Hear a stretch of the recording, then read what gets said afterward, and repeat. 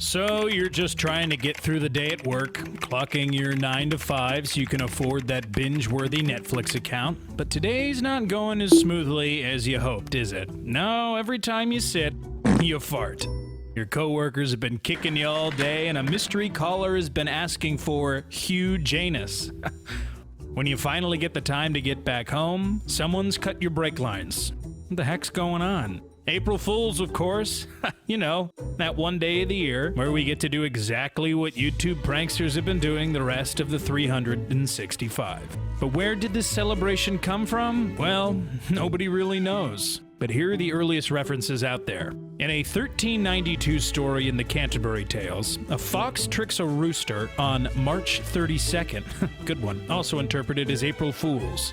The fox convinces his feathered friend to close his eyes, and when he does, stuffs him in a bag for lunch. Yum. Another reference would be in 1508 France, when a Fish of April celebration is mentioned by poet Eloy de Merval. However, while the original intent of the celebration is unknown, since in 1582, Pope Gregory XIII changed the day of New Year's from April 1st to the 1st of January.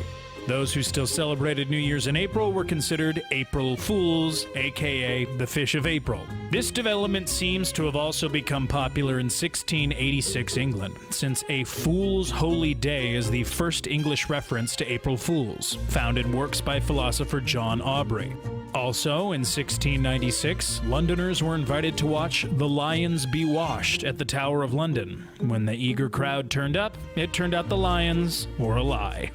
Ultimately, historians theorize that April Fools was a European conception that coincided with spring festivities and other cultures. Except now, instead of flowers, we celebrate YouTubers hot gluing each other's hats to their heads.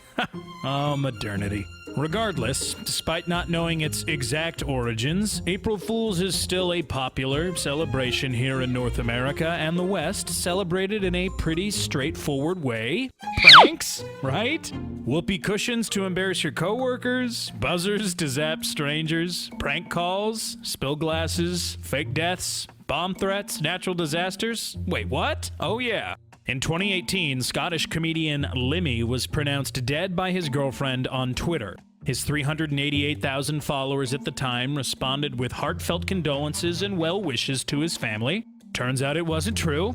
Yep, not a word of it.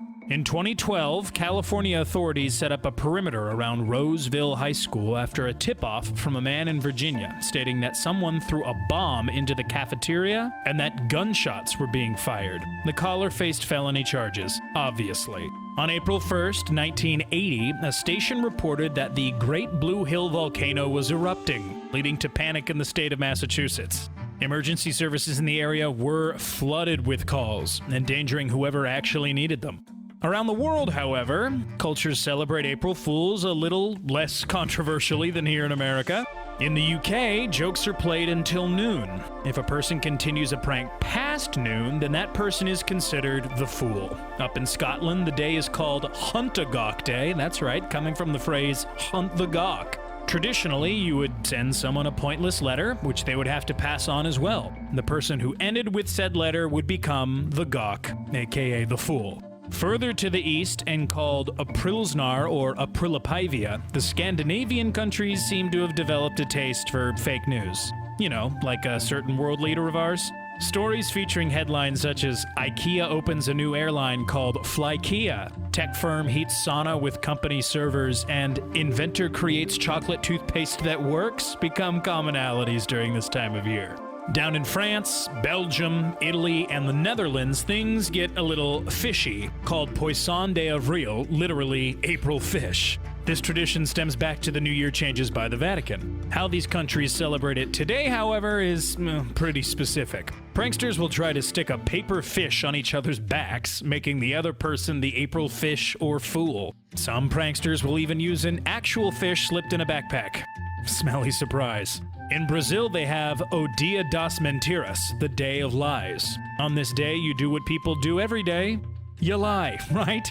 People who owe money to others tell those people to pick it up at a non-existing address. Global leaders seem to always die on this day. And the reason someone was late was because of a very specific storm on a clear, sunny afternoon. These lies are encouraged as much needed reprieve from everyday life, but unless you're Brazilian, chances are that won't fly with your boss. Don't try it. Unless you work in Japan, of course, where corporations seem to take an interesting view of April 1st. Follow me on this. Japanese companies have added their own touch to April 1st, with car manufacturer Audi including innovative features, such as a rice cooker installed in their Audi 8 sedan. Not to be outdone, Volvo released images of their smartphone-specific airbags. Even newspaper Tokyo Shimbun claimed that scientists had engineered a virus called Love 10E that supposedly eliminated rage and anger, replacing it with love and kindness.